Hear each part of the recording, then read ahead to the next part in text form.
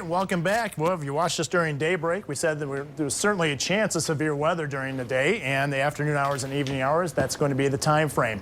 Right now, the thunderstorms aren't wasting any time. Let's take a look at Storm Track Live radar and you'll be able to see. Well, first we want to get you updated.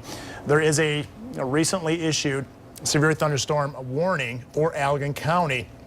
And where you see the pink on the other side of the lake, that's where there's a severe thunderstorm watch.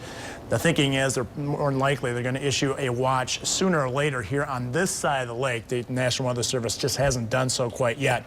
The primary threat with the severe thunderstorm warning is wind. We're keeping a close eye on it. Let's take a look at radar right now. And first, let's zoom in on the storm cell. I'm going to stop the radar loop. And just timing this just a moment ago, it looked like this whole line was moving generally to the east or northeast at about 28 miles an hour. So that would place communities such as the Martin area, 1250, Hopkins, 1248, Otsego, 1239, and also the Plainwell area right around the 1240-ish time frame as this line of thunderstorms continues moving east. Again, it looks like the primary threat will be strong winds with this, but certainly whenever you see the red hues, that's where there's frequent lightning and also very, very heavy rain, so be aware of that. Right now, I'm going to show you a broader view. This is kind of an interesting looking radar. You can see what used to be the primary line. I have this in a 2-hour looping mode. The primary line used to be right in through here. That is weakened, and the strongest of it is now moving through north central Illinois, and it's going to dive to the south and east as it looks. A secondary line, which the leading edge of it, which just prompted the severe thunderstorm warning in Allegan County, has developed, and that continues moving to the east-northeast, ranging really from about 28 miles an hour to upwards of 40 miles an hour.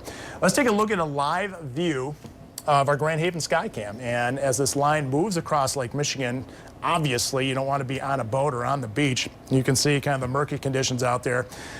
Visibility is down quite a bit. Just to add one more reason not to be on, that's Muskegon rather, not to be on the lake.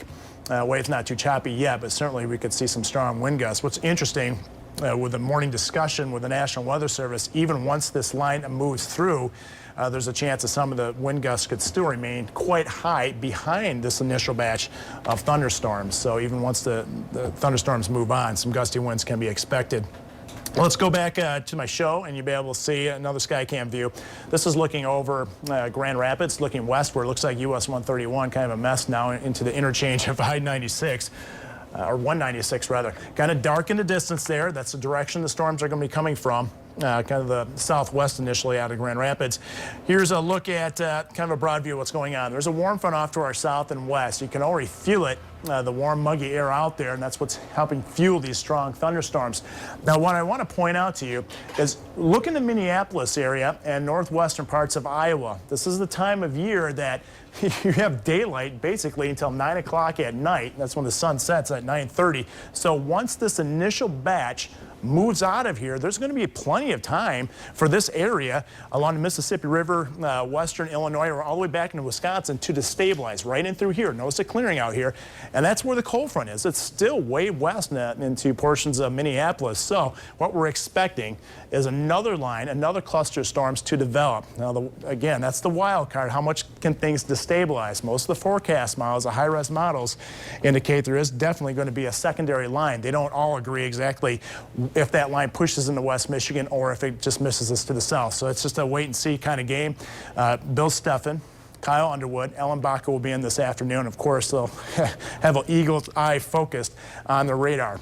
Temperatures right now right around 80 degrees Grand Rapids, cooler along the lakeshore, plus it's very muggy outside. You can feel the stickiness to the air. Dew point temperatures up around the lower 70s. Some readings in southwest lower Michigan. We're in the mid to upper 60s from Grand Rapids, I-96 to the north, so very muggy out there. Wind, not very strong right now, but we do expect it to pick up this afternoon. I think this Futurecast actually does a pretty good job.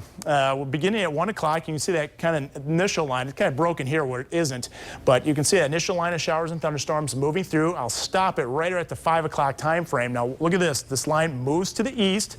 We get a little bit of a break, and here comes a secondary line moving in. 9 o'clock time frame. Even a little bit of purple there indicating some very heavy rain And that's obviously where some thunderstorms would be. So this would be another potential severe thunderstorm line from Mount Pleasant, right in through southwest lower Michigan, dropping through and stopping it at midnight. Notice most of the line is about to clear southwest lower Michigan with the exception of Battle Creek, Jackson, Coldwater area. So most of this will come to an end around 12:30 here across southwest lower Michigan. Tomorrow morning you'll be waking up to a beautiful sunrise.